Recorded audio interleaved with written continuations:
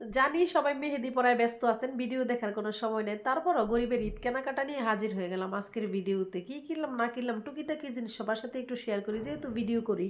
Flashback.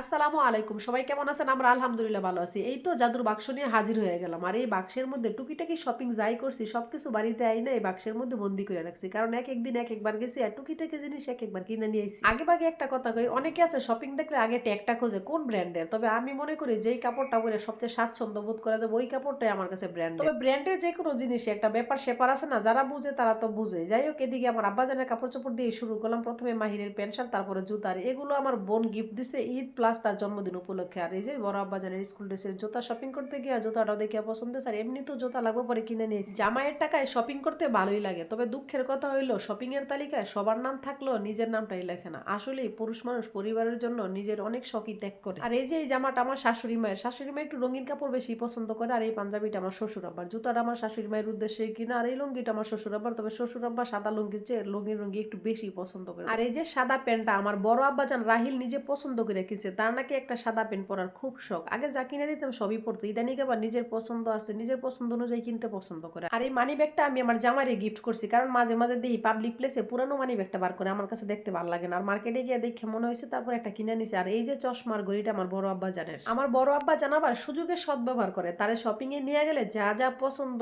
সবকিছুই আবদার করবো। আর পোলাপান আবদার করে তো বাবা মা কিনা না দিয়েও পারা যায় না, তার পছন্দ অনুযায়ী সবকিছু কিনা নিয়েছি। নিচের ব্যাগটা খেয়াল করে দেখছেন নি, আড়ঙের বাঙালি পারো, এদিকে আসল আড়ঙে ব্যাগই নাকি পাওয়া যায় না, তাও পাইলে কিনা নিতে হয়। যাই হোক, বাঙালি বলে কথা। আর এই যে এই গেঞ্জি দুটো আমার জামাই পছন্দ করে কিনছে। অনেকে হয়তো কইতে পারেন এগুলো কি দেখাইতে হইবো? আরে ভাই, ভিডিও করি, কি আর করা, সবকিছুই তো সবার সাথে কম বেশি শেয়ার করি। আর ঈদের কেনাকাটাটা নয় শেয়ার করলাম। আর এই যে এই কাপড় চোপড় গুলো আমার ছোট আব্বা জানের। এমনিতেই শীত শেষ হয়ে গরম শুরু হয়ে গেছে, আর গরমে তো একটু পাতলা কাপড় চোপড় না পরাইলে পোলাপান অস্থির হয়ে যায়। আর এই পাতলা পাতলা কাপড়গুলো কিনা নিয়ে আসি যাতে গরমে আরাম করে পড়তে পারে। আর এই যে প্যান্টগুলো একসাথে কিনছি, আমার কাছে খুবই ভালো লাগছে প্যান্টগুলো। তবে ছোট আব্বা জানার কাপড়গুলো চাইছিলাম একটু রঙিল টুঙিল কিনতে, কারণ সবসময় সবার সাথে খেলাধুলা করে ময়লা করে একদম নষ্ট করে, একটু কালারফুল কিনলে সুবিধা হতো। তবে পরিচিত দোকানে ঢুকছে আর কালারফুল কিনি না, যা পাইছি তাই নেই। তবে বাচ্চাদের সাদা আর হালকা কালারের কাপড়গুলো একটু বেশি সুন্দর লাগে। আর এই দুইটা গেঞ্জি কিনছি রাহিল যাতে সবসময় পড়তে পারে। আর এই প্যান্ট আর শার্টটা ঈদ উপলক্ষে গিফট করছে আমার বোন।